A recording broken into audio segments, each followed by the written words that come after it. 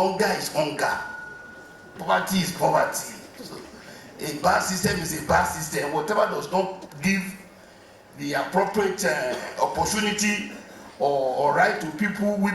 So is Ogbeni Rauf Aregbesola, a founding member of the APC and a former governor of Osun State, now calling for a revolution like Showore did a few years ago and was jailed in a prison system that had Rauf Aregbesola as minister?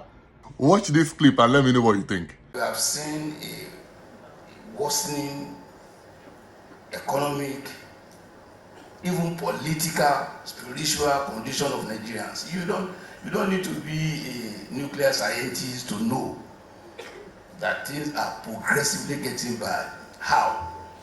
Smaller percentage of Nigerians are now prosperous. It's not as if there is no prosperity, but it's reducing and reducing. And when I was born, and at my development, all these were development, wealth was not as limited to a few number of Nigerians as it is today. And that, what does that signify? It tells us that we are in a deep problem. So we will not be here discussing this if things are normal in Nigeria. We know, even those who have extremely benefited today know that things are not normal. And in addressing it, as far as I'm concerned, I will not be as rigid as Dr. Bugaji.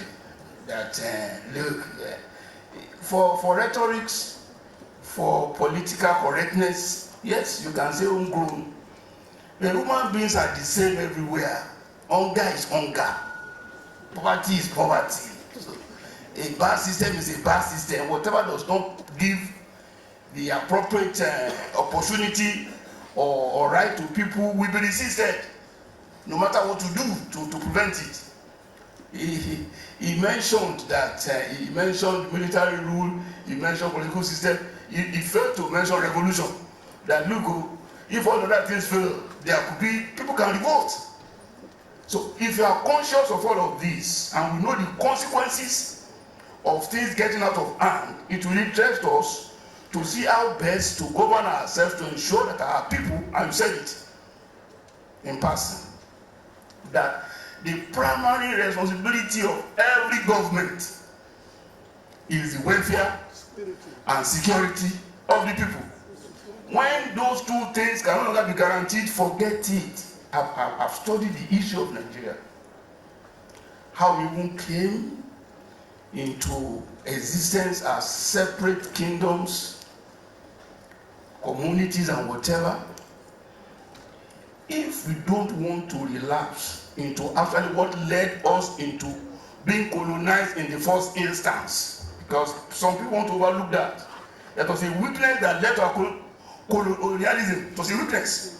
I don't want to go to that issue. If you are strong enough, we will never have been colonized. So we are not strong enough, and that was what led to our own being dominated by others. And part of it is the tyranny of these individual dictators that you call rulers.